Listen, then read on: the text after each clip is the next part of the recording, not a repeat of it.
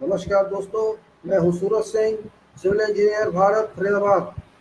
पिछले वीडियो में मैं कर रहा था लेकिन पूरा नहीं कर पाया, कट गया वीडियो, इसलिए मैं दोबारा बनाया थोड़ा हिंदी के लिए, क्योंकि हिंदी में बात करना भी आवश्यक होता है।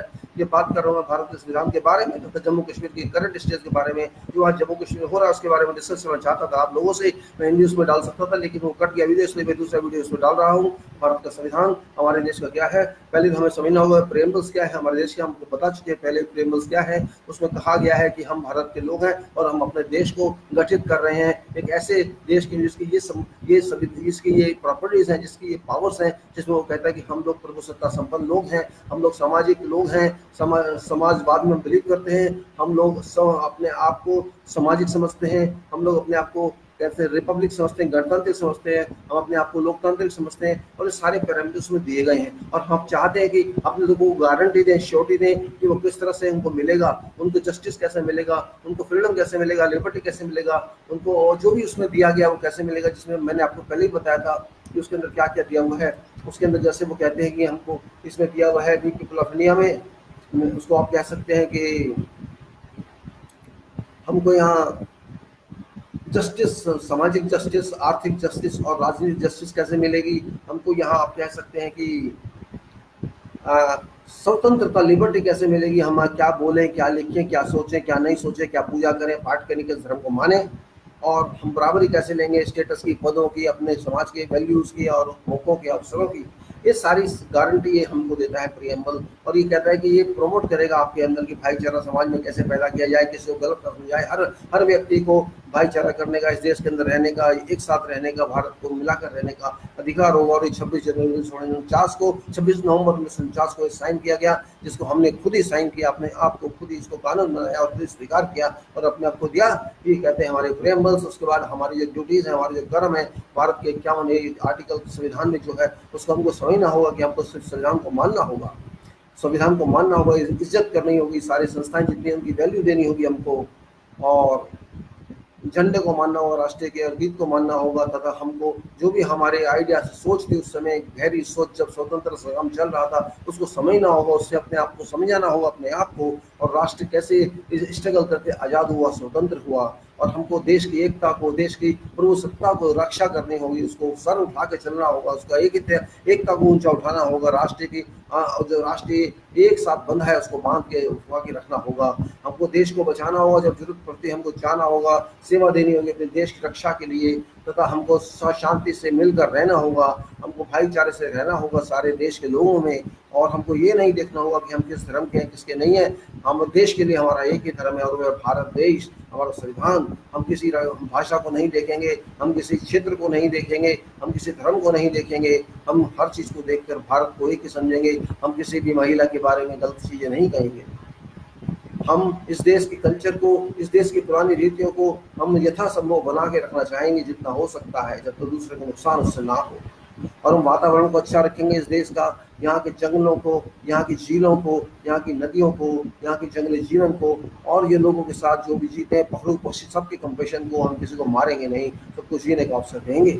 विज्ञान को आगे बढ़ाएंगे, इंसानियत को, मानवता को आगे बढ़ाएंगे, और जितना ढूंढ सकते हैं और ढूंढेंगे और करेंगे, अच्छा करेंगे, सुधार करेंगे। और हम सार्वजनिक प्रॉपर्टी को, सार्वजनिक संपत्ति को नुकसान नहीं रखेंगे, बल्कि बचा के रखेंगे, सेफ रखेंगे। और हम कोई दंगा फसाद नहीं करेंगे, कोई वायलेंस, अहिंसा नहीं करेंगे। और हम सबसे ज़्यादा बढ़ेंगे साइंसों में, हर इंडियन को आगे बढ़ने का मौका देंगे कि पार एक्सीलेंस हो जाए, जितना एक्सपर्ट हो सकता हो जाए, और सबकी पब्लिक में एक्टिविटी में आगे बढ़े, जिससे कि हमारा राष्ट्र आगे बढ़ता जाए ऊंचाइयों पर, और हम बहुत कुछ मंजिलें प्राप्त करते रहें। और बच्चों की शिक्षा 6 से 14 तक की अनिवार्य होनी चाहिए। ये कहता है हमारा ड्यूटी का संविधान। हमारा जो संविधान ड्यूटी बताता है, तो ये कहता है कि हमें क्या करना चाहिए, क्या नहीं करना चाहिए। और मैं इसको इंग्लिश में बोल चुका हूँ, इसलिए मैं हिंदी में आपसे बात कर रहा हूँ। हमको इस चीज़ को समझना होगा, अच्छी तरह से समझना होगा। जब तक हम इसको समझेंगे नहीं, हम भारत को नहीं समझ सकते। मैं बार बार इसीलिए बता रहा हूँ कि आप लोग पहले समझ लें कि आप जिस देश में रहते हैं उस देश का क्या मतलब है, उस देश में क्या चलता है, वह सिस्टम कैसा है, किस तरह हमारी योजनाएं चलती हैं, उन्हें कौन चलाता है, उसी किसकी जिम्मेदारी है, और हमारी क्या आवश्यकता है, हमारी क्या जिम्मेदारी है। अगर इस देश में रह रहे हैं तो हमारे क्या हक है, और हक तभी मिलते हैं जब आप काम करेंगे, जब आप हक के अधिकार तो लेना चाहते हैं, लेकिन आप देश के लिए ड्यूटी नहीं करना चाहते हैं, तो हक भी आपको नहीं मिल सकते। इन बातों को समझने के मैं कह रहा हूँ। अब आगे चलते हुए बात करते हैं कि इसमें इस वीडियो का तात्पर्य क्या है, मतलब क्या है। तो आज का जो समय चल रहा है जम्मू कश्मीर का चल रहा है, आर्टिकल 370 को हटा दिया गया संविधान से। ये बात बहुत गरम सारी दुनिया में चल रही है और पाकिस्तान में बहुत ज्यादा चल रही है, और देशों में भी चल रही है। एक ऐसा कंफ्यूजन, एक ऐसा अंधेरा वातावरण बना दिया गया है सरकार द्वारा कि लोगों को समझ नहीं आ रहा वास्तव में हुआ क्या है। किसी से आप बात करके देख लो, किसी अखबार को पढ़ लो, किसी न्यूज को आप देख लो, यूट्यूब को देख लो, कहीं देख लो, एक ऐसा कंफ्यूजन, एक क्लियर किसी को भी नहीं पता कि आखिर हुआ क्या है। हम जानते हैं हमारा जम्मू एंड कश्मीर अपना है, इसमें कोई शक नहीं है, लेकिन अपना कब से? 1947 से, उससे पहले अपना नहीं था। हमको ये भी समझना होगा। तो एक राज था राजा का, हरि सिंह का, और हरि सिंह ने साइन करके यहाँ आया था, हस्ताक्षर करके मजबूरी में आया था। वो आना नहीं चाहता था, वो जाना चाहता था कहीं नहीं, वो न पाकिस्तान जाना चाहता था, न वो भारत आना चाहता था। वो स्वतंत्र राज्य रहना चाहता था, लेकिन उसकी मजबूरी थी कि इंग्लैंड के राजा ने उसे कह दिया था जब वो मिलने गया था उससे, भाई देखो हमारे पास आप बेकार में आए हो, कोई फायदा नहीं आपके आने का, क्योंकि हम आपकी सेवा नहीं कर सकते, हम आपको अलग नहीं रख सकते। हमारा जो कानून पास कर चुका है यहाँ की पार्लियामेंट कि हम इंडिपेंडेंस एक्ट पास कर चुके हैं भारत का, जिसको हम बोलते हैं इंडिया इंडिपेंडेंस एक्ट 1947, जिसमें तारीख लिखी है 15 अगस्त 1947 से हमारा देश आज़ाद हो जाएगा। तो उसमें आपको या तो पाकिस्तान जाइए या भारत जाइए, उसमें ये लिखा है 2 ही डोमिनियन बनेंगे, 2 ही देश बनेंगे, एक का नाम भारत है, एक का नाम पाकिस्तान है। इंडिया उसमें लिखा है, भारत नहीं लिखा है, लेकिन हम भारत बोलेंगे, हम इंडिया नहीं बोलते, ये साफ लिखा है उसमें। तो लेकिन वो चाहता था जम्मू कश्मीर वाला कि नहीं मैं अलग रहने, लेकिन ये बात नहीं मानी गई, उसकी नहीं मानी गई। और इससे पहले वो पाकिस्तान को स्टैंड अलोन एग्रीमेंट लिख के दे चुका था। पाकिस्तान चाहता था वो उधर आ जाए, लेकिन जब मजबूरी आ गई, उसकी सेनाओं ने, पाकिस्तान की सेनाओं ने वहाँ के गुरल्ला वहाँ के कबालियों ने हमला कर दिया, रेप होने लगे, लड़कियों की दुकानें लूटने लगी, सामान लूटने से नुकसान, तो वो सह नहीं पाया। वो सीधा साधा था या क्या था, उसको नहीं सह पाया। उसने बहुत वो कोशिश की, उसकी जितनी भी सिक्योरिटी थी उन्होंने कहा रोको, लेकिन वो फेल हो गया। और उसने फिर भारत से रिक्वेस्ट की, लॉर्ड माउंटबेटन को मैसेज भेजा, मेरी सेवा करो, मेरा साथ दो। लेकिन माउंटबेटन ने साफ साफ कह दिया कि आप एक नया दूसरा देश है, हम भारत हैं, हम आपका साथ नहीं दे सकते, क्योंकि जब तक आप हमारे देश नहीं बनते हम आपका साथ नहीं देंगे। ये कानून नहीं कहता, ये चार्टर नहीं कहता कि उस टाइम यूएनओ बन चुका था, 1945 में बन गया था, और ये बात 1947 तक की है। तो यूएनओ का साथ नहीं, यूएनओ के खिलाफ, उसके विरोध में हम नहीं जा सकते, आप पहले हमारे साथ मिल जाइए तब बात कीजिएगा। तो उसने कहा था कि मैं इस चीज़ को समझता हूँ कि यूएनओ में ऐसा है, इसलिए मैं आपको पहले ही ये भेज चुका हूँ, लिख के इंस्ट्रूमेंट ऑफ एक्सेस में साइन करके भेज चुका हूँ, वो आपको मिल जाएगा। और वो इंस्ट्रूमेंट एक्सेस ने भेजा। इंस्ट्रूमेंट एक्सेस क्या है आपको पता होना चाहिए, क्योंकि आपको पता नहीं है। वो एक ऐसा पहला डॉक्यूमेंट है, पहला दस्तावेज है जिससे वो हमारे देश में आया, और वो बहुत ही इंपॉर्टेंट दस्तावेज, सिग्निफिकेंट है, जिसको हमें समझना बहुत जरूरी है। एक वो दस्तावेज है, एक दस्तावेज दूसरा है जिसको हम कहते हैं आर्टिकल 370 कॉन्स्टिट्यूशन, संविधान का 370 आर्टिकल, और उसके बेस में जो बना था एक और दस्तावेज जिसको हम कहते हैं हमारा संविधान उस देश उस राज्य पे कैसे लागू होगा, वो एक डेफिनेट है जो कहते हैं कॉन्स्टिट्यूशन ऑर्डर 1954। ये 3 दस्तावेज है जो बहुत ट्रायंगल बनाते हैं जम्मू एंड कश्मीर के विषय पर, जिसको आपको समझना आवश्यक है, जो कि शायद कोई कुछ समझ नहीं रहा, कोई डिस्कस नहीं कर रहा, शायद लोग अनजान है उससे, या वो एक ऐसे डार्क रूम में चला गया है, कोल्ड रूम में चला गया, जो कुछ ढूंढना नहीं चाहता, रद्दी के टोकरे में फेंक दिया गया है। ये 3 डॉक्यूमेंट बहुत इंपॉर्टेंट दस्तावेज है जम्मू एंड कश्मीर, जो भारत से अप्लाई होते हैं, भारत में लागू होते हैं, और तीनों को मान आपके हाथ में था कि आप आर्टिकल 370 डाल दें, और ये भी आपके हाथ में था कि आप सीओ ऑर्डर 48 1954 का डाल दें। दोनों आपके अधिकार में थे और आपने किया, लेकिन वो आपके अधिकार में नहीं था कि इंस्ट्रूमेंट टैक्सेशन, तो उसमें खाली आप नहीं है जिम्मेदार, उसका जिम्मेदार वो भी है किंग हरि सिंह। तो वो एक कॉन्ट्रैक्ट है, इंस्ट्रूमेंट ऑफ टैक्सेशन, जो 2 सरकारों के बीच में, 2 देशों के बीच में हुआ था। एक देश का नाम भारत है और एक देश का नाम JNK राज्य है। JNK देश था उस टाइम, राज्य किंगडम था, एक राजा का राज था। उसमें दोनों के साइन है, एक तरफ हरि सिंह के साइन है और एक तरफ उस पर माउंटबेटन के साइन। तो वो देश 2 का है, एक का नहीं, 2 साइन है, एग्रीमेंट है, कॉन्ट्रैक्ट है, इंटरनेशनल कॉन्ट्रैक्ट है। वो बड़ा डॉक्यूमेंट है। आर्टिकल 370 छोटा डॉक्यूमेंट है जो हमारे संविधान में उसकी वजह से जोड़ा गया। और अगर आप आर्टिकल 370 पढ़ेंगे, उसको अच्छी तरह स्टडी करेंगे, तो उसमें साफ साफ लिखा है कि इंस्ट्रूमेंट टैक्सेशन यहाँ आया, इसकी वजह से ये आर्टिकल बनाया गया। और उसको इम्प्लीमेंट करने के लिए फिर आपको एक और बनाना पड़ा CO 48 1954 में, कि इस संविधान के जो हमारा संविधान है और जो उसका है कानून जिससे हम आया है हमारे पास, और 370 हमने बना तो दिया, लेकिन उसे लागू कैसे करेंगे, उसके लिए उन्होंने एप्लीकेशन का कानून बनाया कि संविधान भारत का जो है उसको इस राज्य में कैसे अप्लाई किया जाए। उसको उन्होंने एक अच्छा डिटेल्ड डॉक्यूमेंट बनाया जिसको कहते हैं CO कॉन्स्टिट्यूशनल ऑर्डर, संवैधानिक आदेश 1954। और उसमें बहुत लंबा कुछ लिखा है, बहुत चीजें लिखी हैं। अब वो वैल्यू नहीं है क्योंकि वो हमारे राष्ट्रपति ने समाप्त कर दिया है, उसकी जगह दूसरा रख दिया है जिसको कहते हैं सीओ ऑर्डर 2019।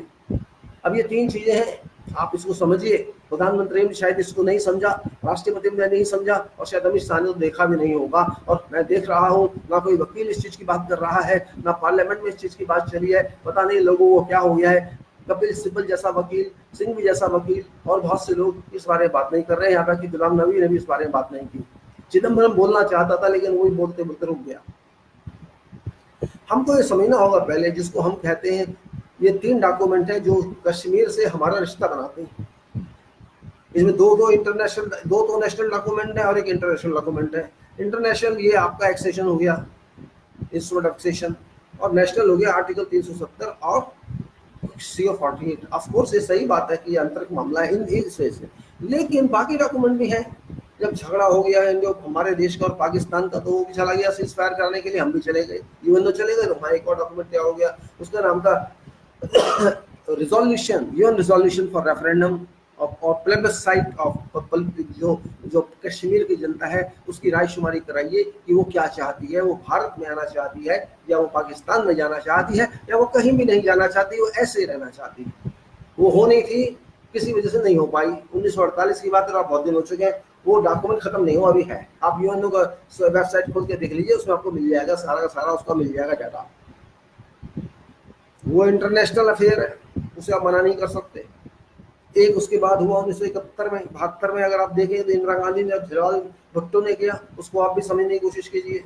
आप जानते भी होंगे, जो बच्चे हैं वो शायद नहीं जानते, लेकिन जो सीनियर सिटीजन है वो जानते होंगे। 1972 यानी 28 साल वो और 19 साल 48 साल पहले साइन हुआ। उसमें साफ साफ लिखा है ये दोनों देश पाकिस्तान और भारत के बीच में ये एग्रीमेंट है, इसका नाम है शिमला एग्रीमेंट, क्योंकि शिमला में साइन हुआ था। उसमें क्या था कि उस टाइम लड़ाई हुई थी, 52,000 फौजी, 92,000 फौजी हमारे पास थे, उनको वापस दिया गया। उसमें ये फैसला किया गया हम आगे से आपस में मिलकर रहेंगे, हम जो भी बात करेंगे आपस से दोनों के मिलकर बात करेंगे, हम लड़ाई नहीं करना चाहेंगे, हम पहले अटैक नहीं करेंगे, हम यूएन चार्टर को मानेंगे, एक दूसरे की पूर्व सत्ता को मानेंगे, हम ये नहीं कहेंगे आप अपने छोटे हैं या बड़े हैं, हम बराबर होकर बात करेंगे, हम चाहते नहीं कि लड़ाई हो। हम इसलिए आपसे करते हैं कि हमारी जो भी बातें होंगी, कोई भी झगड़े आपस में होंगे, हम आपस में मिल के बैठ के बात करेंगे, हमें किसी तीसरी पावर की जरूरत नहीं है। हम नहीं कहेंगे कि कोई तीसरा आए और हम दो बंदरों का फैसला कराएंगे।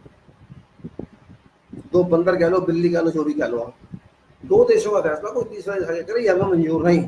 ये उस टाइम दोनों ने माना, भुट्टो ने भी माना और इंदिरा ने माना, और वो शिमला एग्रीमेंट रजिस्टर्ड है यूएनओ में। तो एक डॉक्यूमेंट शिमला एग्रीमेंट हो गया, वो भी इंटरनेशनल है। एक डॉक्यूमेंट यूएन चार्टर का हो गया, वो भी इंटरनेशनल है। और एक जो अटल बिहारी साहब गए कश्मीर में बाई बस, उन्होंने लाहौर डिक्लेरेशन साइन कराई, वो भी पाकिस्तान और भारत के बीच में थी। तो यहाँ पर तीन डॉक्यूमेंट ऐसे हैं जो इंटरनेशनल है और तीन डॉक्यूमेंट ऐसे जिसमें दो नेशनल है और एक इंटरनेशनल है।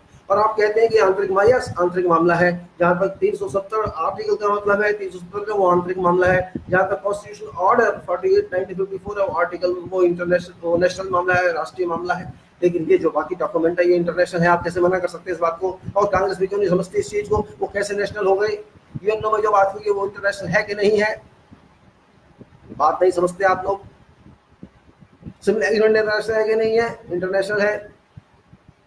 जो एक्सेस इंस्ट्रूमेंट है वो इंटरनेशनल है। आपने जो किया अपने लेवल पे वो इंटरनेशनल नहीं है, क्योंकि जम्मू कश्मीर ने भी जो उस टाइम एक्सेप्ट किया वो हमारा हिस्सा था, तो वो इंटरनेशनल नहीं था। लेकिन जब उसने एक्सेस साइन किया वो इंटरनेशनल था, दूसरा देश था। लेकिन सीओ साइन करने के लिए, एग्री करने के लिए या 370 को एग्री करने के लिए वो हमारे देश का हिस्सा था, इसलिए वो वहां पर इंटरनल हो जाता है। तो हमारे दो पावर है इंटरनल और 4 पावर है एक्सटर्नल। तो ये दोनों है, इस चीज को समझिए। हम इंटरनेशनल प्रॉब्लम भी क्रिएट कर दी है और नेशनल प्रॉब्लम तो है ही है। आपने जो 370 को हटाया, आपको पूरा अधिकार है क्योंकि आपका संविधान है। आपने CO48 बताया, वो भी आपका पूरा अधिकार है, आपका संविधान है। आपने उसके ऊपर एक नया कानून रख दिया प्रेसिडेंट ने साइन करके, वो भी आपका अधिकार है। लेकिन ये अधिकार है एक्सेशन से मिलने चाहिए, एक्सेशन से लिंक होने चाहिए। एक्सेशन ये नहीं मानता है, वो हमारे संविधान को कहता है हम नहीं मानेंगे, हमारी मर्जी। आप पढ़ लीजिए उसमें क्या लिखा है।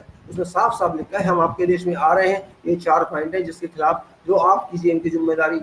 जैसे कि भारत सरकार भारतीय लोगों से कैसे बात करती है, यहाँ की मिलिट्री फोर्स के बारे में आप जानिए, टेलीग्राफ एक्ट के बारे में आप जानिए, ट्रेन कैसे चलेंगी, आना जाना बसों ट्रांसपोर्ट कैसे होगा वो आप जानिए।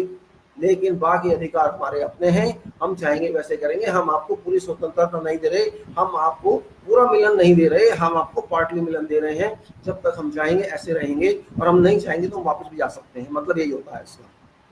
जो पॉइंट आपको दिए गए आप उसकी जिम्मेदार है, बाकी हमारी जिम्मेदारी हम यहाँ कैसे रहते हैं, कैसे खाते हैं, कैसे पीते हैं। अगर भारत की पार्लियामेंट में कोई बिल पास होगा, कोई कानून पास होगा, तो हम पे लागू नहीं होगा।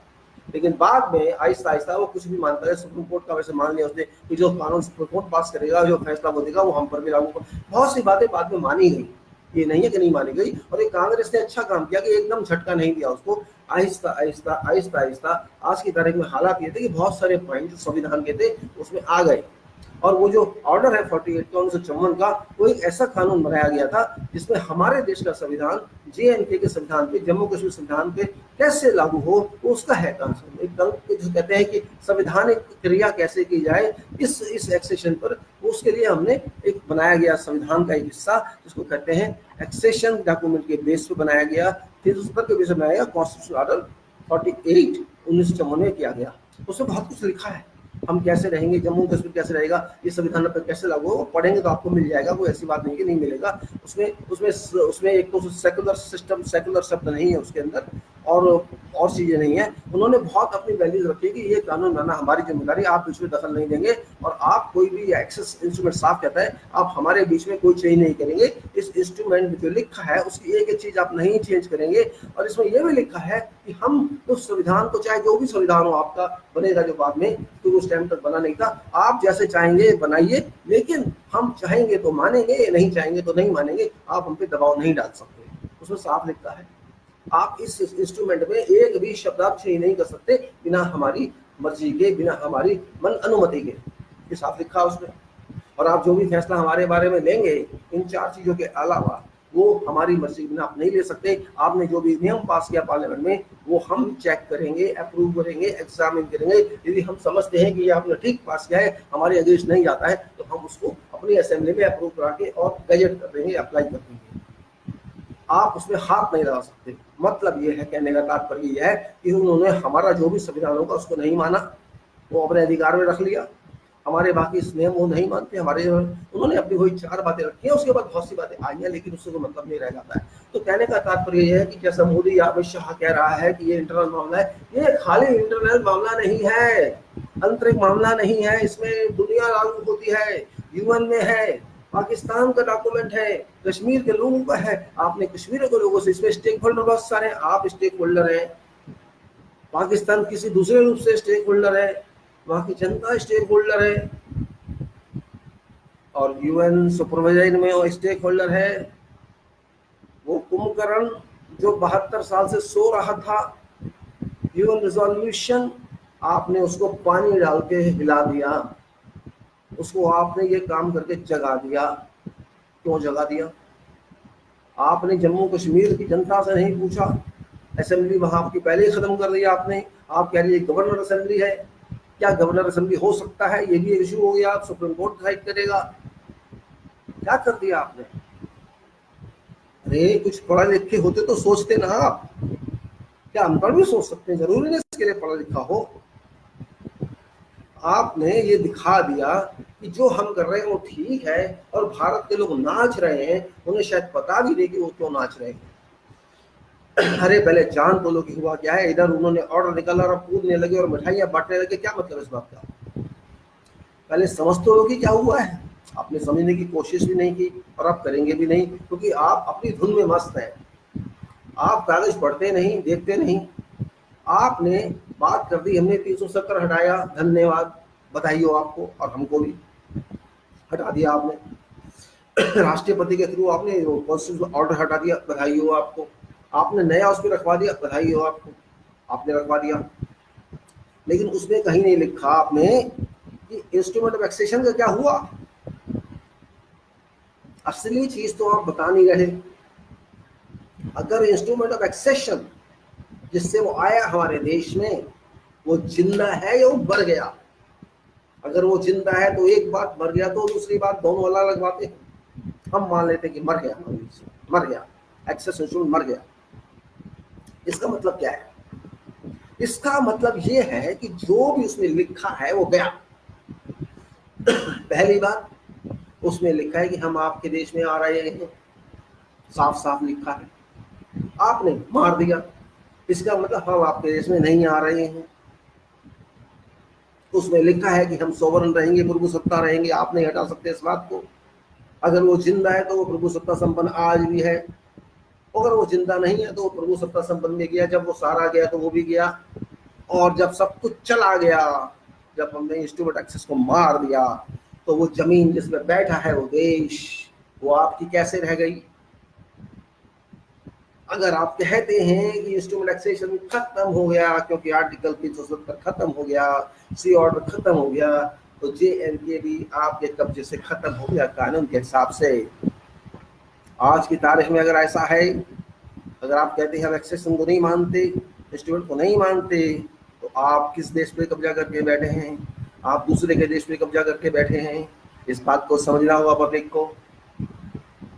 अगर आप कहते हो जिंदा नहीं, जिंदा है, अगर इंस्ट्रूमेंट ऑफ एक्सेस जिंदा है, अच्छी बात है, बधाई हो आपको, मुझे भी हो।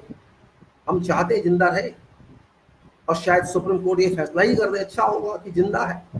अगर इंस्ट्रूमेंट ऑफ एक्सेस जिंदा है, तो आपने इंस्ट्रूमेंट ऑफ एक्सेस में जो लिखा है उसके ऑपोजिट, उसके विरोध में कैसे कानून बना दिया? इंस्ट्रूमेंट एक्सेस में साफ साफ लिखा है जो हम चाहेंगे होगा, आप जो चाहेंगे वो नहीं होगा। आप उस इंस्ट्रूमेंट ऑफ एक्सेस का एक भी शब्द नहीं चेंज कर सकते, उनकी मर्जी के बिना आप कोई फैसला नहीं ले सकते, लेकिन आपने लिया। वहाँ कॉन्स्टिट्यूएंट असेंबली नहीं है आज की तारीख में, संवैधानिक सभा जो उनकी होती थी, कोई बात नहीं है। असेंबली तो थी, विधानसभा तो थी, लेकिन आपने उसको भी नहीं समझा। आपने गवर्नर को बना दिया विधानसभा, और गवर्नर ने पार्लियामेंट को बना दिया विधानसभा। अजीब कानून है, अजीब देश है। संविधान में कहाँ लिखा है कि पार्लियामेंट असेंबली बन सकती है? क्या संविधान में ऐसा लिखा है कि देश की पार्लियामेंट, देश की लोकसभा, देश की राज्यसभा, किसी स्टेट की, किस राज्य की विधानसभा बन सकती है? कहीं लिखा है? आप विधानसभा के व्याप पे कानून बना सकते हैं, लेकिन उसमें जिसमें कॉन्करेंट जिसमें हो, जिसमें सब्जेक्ट्स हो कोई, यहाँ वो चीज नहीं है। यहाँ सवाल कुछ और है। आपने एक जबरदस्ती कानून बना दिया, 370 को आपने हटा दिया, सी ऑर्डर को आपने हटा दिया, और उसके बाद आपने तोड़ भी दिया उनको। तो ये सारे कर्म, आप अगर वो जिंदा है आज की तारीख में, आपका article 3 not article sorry instrument of accession, तो आपके ये सारे एक्ट विरोधी है उसके, इलीगल हैं। दोनों हालात में एक्ट है, इंस्ट्रूमेंट ऑफ एक्सेशन है या नहीं है, दोनों में आप गलत हैं।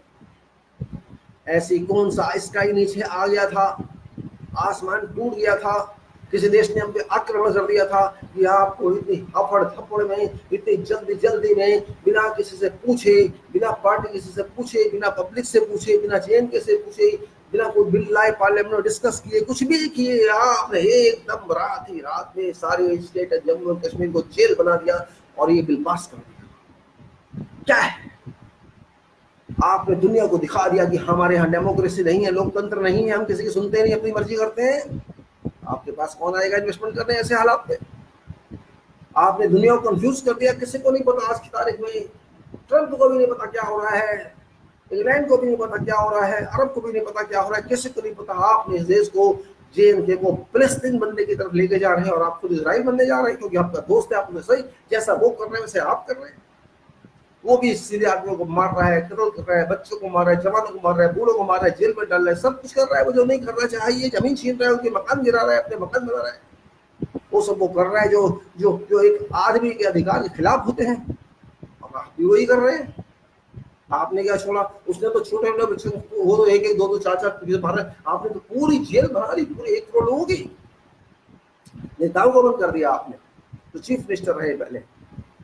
अरे आपने, और इंदिरा गांधी तो भी नहीं किया इतना, उसने भी इतना नहीं किया था, उसने भी सिलेक्टेड लोगों को 18 महीने अंदर रखा था। आपने तो पूरा पूरा राज्य दुनिया को दिखा दिया कि आप कितने बड़े हिटलर हो सकते हैं। ये क्या किया आपने? पाकिस्तान आज बोल रहा है, खुल्लम खुल्ला बोल रहा है, उसने अपने रिश्ते खत्म कर दिया आपसे, उसने एम्बेसडर वापस बुला लिया अपना, आपसे रिश्ते रात रात में तोड़ दिए उसने। कितना बड़ा काम कर दिया उसने। अब सारी दुनिया को बता दिया कि पानी नाक से ऊपर हो गया, आंख से ऊपर हो गया, आपने, उसने बता दिया। आप सोचते हैं बहुत बड़ा काम किया। अगर एक देश आपसे रिश्ते तोड़ के जा रहा है जबरदस्ती रात रात में, इसका मतलब है कि आप गलत है, वो नहीं। क्यों रिश्ते तोड़ेगा कोई? अभी तक कैसे रिश्ते रखे थे उसने? इसका मतलब ये है कि पूरी दुनिया में अब सिचुएशन बदलती जा रही है। ट्रंप ने भी आपको कह दिया कि मुझे नहीं पता, मुझे तो भारत ने कहा है कि हमारा आंतरिक मामला, इसलिए मैंने कहा, लेकिन मैं चिंतित हूं, इतने सारे लोग जेल में हैं, वहां का पता नहीं है। ट्रंप ये कह रहा है जिसने पहले आपसे कहा था कि आपने कहा है फैसला कराओ। क्या कर दिया ये आपने? क्या इशू नहीं है ये पागलपन नहीं है, ये सही बात है। मेरा ये सिर्फ छोटे से वीडियो बनाने का मतलब ये था कि आपको समझा दूं कि सच जानने की कोशिश करें, पहले उछले नहीं।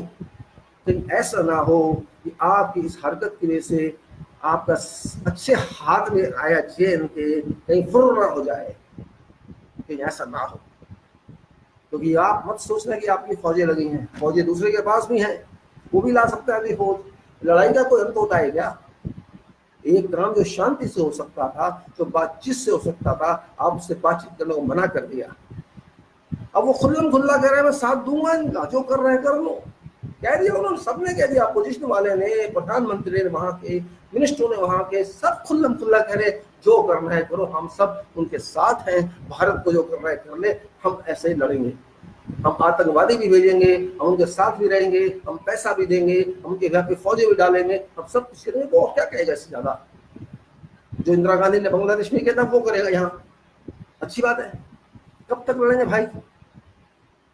आपने एक ऐसा रास्ता खोल दिया है जिसमें आपके पास कोई जवाब नहीं है अंतर्राष्ट्रीय कम्युनिटी को देने के लिए। आज कुंभकर्ण उठ जाएगा रेजोल्यूशन वाला इशू, वो कहेंगे ठीक है आप दोनों बात नहीं कर सकते, सिमला एग्रीमेंट वाइड हो गया, खत्म हो गया, तो आप दोनों मिलकर बात नहीं कर सकते, तो उस एग्रीमेंट की वैल्यू कुछ नहीं रही, सिमला एग्रीमेंट उड़ गया, लाहौर डिक्लेरेशन उड़ गई।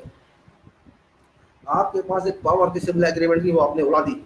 आप बैठ के बात नहीं करते, उससे रिश्ते जोड़िए, इसके बाद दोनों पार्टियां बैठ के बात नहीं करती, थर्ड पार्टी यूएन ऑर्डर कर देगा, मैंडेटरी है, यूएन खुद पार्टी बन जाएगा, कराओ इनका रेफरेंडम। तब क्या करेंगे आप? यूएन ऑर्डर कर देगा, आपका वीडियो कोई करेगा नहीं करेगा, इसका कराइए आप, किसी को भी अपॉइंट कर सकता है, जाइए इनका रेफरेंडम कराइए, जो हुआ था 1948 में, आप कराइए। आप क्या करेंगे फिर? और रेफरेंडम इस बार आपको 10% वोट नहीं मिलने, साहब को मिलेंगे तो सिर्फ कश्मीरी पंडितों को मिलेंगे, जम्मू वाले लोगों को मिलेंगे कुछ के, तब आप क्या करेंगे? मतलब ये है कि आपने एक ऐसा काम किया जो कोई भी अशिक्षित आदमी कर सकता था, कोई भी ऐसा आदमी कर सकता था जिसको कोई भी लाइफ में तजर्बा ना हो, आपने ऐसा काम किया है जो देश के विरोध में किया है। आप समझ नहीं सकते इसकी, आपने कोई इस विवेचन नहीं किया, कोई विजन नहीं देखा, कोई हिसाब किताब नहीं लगाया कि हमें क्या करना चाहिए क्या है। ये नोटबंदी की तरह कर दिया आपने, जीएसटी की कर दिया आपने, ये नोटबंदी कर दी आपने, कश्मीर बंदी, उत्थान कर दिया आपने देश का। उत्थान कहते हैं, क्या कहते हैं? बाढ़ आ जाती है, फ्लड आ जाता है, जो भी आ जाता है, प्रलय कर दिया आपने एक तरह से। अब आपको भुगतना नहीं, हमको भुगतना है। आपने क्या करना है? आप तो पावन में आएंगे चले जाएंगे, कल कोई आ जाएगा। और कांग्रेस बेवकूफ पार्टी डरती है। अरे बोलो, खुल के बोलो, ये खाली अब अंदर का नहीं है इशू, ये देश के बाहर का भी इशू है, देश के बाहर का भी इशू है। लोगों को समझ नहीं आएगा, जब तक समझ नहीं आएगा कुछ भी बोलते रहेंगे, लेकिन जब समझ आ जाएगा, जब जीवन में बात होगी, सब बातें सामने आ जाएंगी। वो तो इंटरनेशनल कोर्ट में भी जा सकता है। और आईसीजे ने कल बोल दिया जितने भी ज्यूरिस्ट हैं दुनिया के कि गलत क्या है हमारे देश में, आप पढ़ लीजिए न्यूज़ कल की। बड़ा दुख होता है, गुस्सा भी आता है कि ऐसी सरकार हमें मिली जो सोचती नहीं है, करती है, सोचती नहीं है, थिंकर्स नहीं है इस गवर्नमेंट में। इस गवर्नमेंट में हैमर मारने वाले हैं, वो कहते हैं जाके सर फोड़ दे, इसके पास देखा जाएगा, सर फोड़ने के बाद इलाज करा देंगे या नहीं कराएंगे देखेंगे, ऐसे। खैर, अब मैं इसको ज़्यादा लंबा नहीं लूँगा क्योंकि मैंने इंग्लिश में बहुत बोला है और मैं चाहता नहीं था ये देना अलग से, लेकिन मजबूरी थी कि मुझे देना पड़ा अलग से वीडियो, क्योंकि वीडियो कट गया था किसी वजह से, इंग्लिश वाला वीडियो। उसमें कोई सिग्नल की प्रॉब्लम थी, वो पता नहीं क्या कहते हैं बार बार फेसबुक वाले कि आपका न्यूज़ फील्ड में आ गया वीडियो, हम काट रहे हैं। मेरे को अभी तक समझ नहीं आई कहीं वो मेल इनके पास कुछ नहीं करो, क्या जवाब दूँ, इसलिए बार बार कभी वीडियो बन जाता है। कई बार एयरटेल की वजह से बन जाता है, सिग्नल्स खराब हो गए आपके, दोनों तरफ से प्रॉब्लम। एयरटेल की सर्विस भी ऐसी है और इनकी भी ऐसी है। फेसबुक वाले बार कट गया भी चलता है आपका फेसबुक, अरे आपने इसमें दिया है न्यूज़ पेपर इसलिए बंद कर रहे हैं, समझ नहीं आता वो कौन से न्यूज़ पेपर क्या कहना चाहते हैं। अभी मैं न्यूज़ पेपर नहीं दे रहा, मैं अलग से दे रहा हूँ। खैर, अब मेरा कहने का मतलब ये कि आप लोगों से कि देश के युवाओं को थोड़ा समझ लो, जल्दबाजी में कोई भी काम ठीक नहीं होता। ऐसा काम जो देश के बारे में हो, जिससे हम सबको इम्पैक्ट पड़ता हो। आज जम्मू कश्मीर की जो हालत है वो अच्छी नहीं है और ये इंटरनेशनल इशू बन चुका है। अरे बात करके करना चाहिए था आपको पता था, नहीं मानेंगे तो नहीं करते, कौन सी आफत आ गई है? जहाँ 72 साल कटे और आप क्यों चाहते हैं? आप चाहते हैं इलेक्शन में दिखाना कि देखो मैंने ऐसा कर दिया, चुनाव आ रहे हैं स्टेट्स के, तो ऐसा दिखा दो। पर देखो मैंने, जो किसी ने नहीं किया था, आपकी एक आदत है, जो इंदिरा ने नहीं किया मैंने किया, जो जवाहरलाल ने किया मैंने, उन सब ने गलती की, देखो मैं सुधार रहा हूँ। ये एक आपकी बीमारी है, बीमारी या बीमार मानसिकता के आदमी है। आपके अंदर एक भूख है कि देखो ये नहीं हुआ 70 साल में, मैंने कर दिया। इसको बीमार आदमी कहते हैं। अरे आपने कर दिया तो अच्छा किया, इस बात से वो उन्होंने नहीं किया इसलिए मैंने किया। कल को इसका मतलब ये आएगा, जो कोई दूसरा आएंगे आगे लोग आपकी जब बाद में, वो कहेंगे देखो उसने नहीं किया मैंने किया। इसका कोई अंत होता है? ये बेवकूफी कहते हैं इसको, उल्लूपन कहते हैं इसको। उल्लू मत बनिए आप प्रधानमंत्री हैं ईवीएम के, सही है तो ईवीएम प्रधानमंत्री, तो आप हरकत है ईवीएम वाले मत कीजिए, लेकिन आप कर रहे हैं। अब मैं आप बंद करता हूँ क्योंकि ज्यादा नहीं दूंगा। धन्यवाद आपका। जय भारत।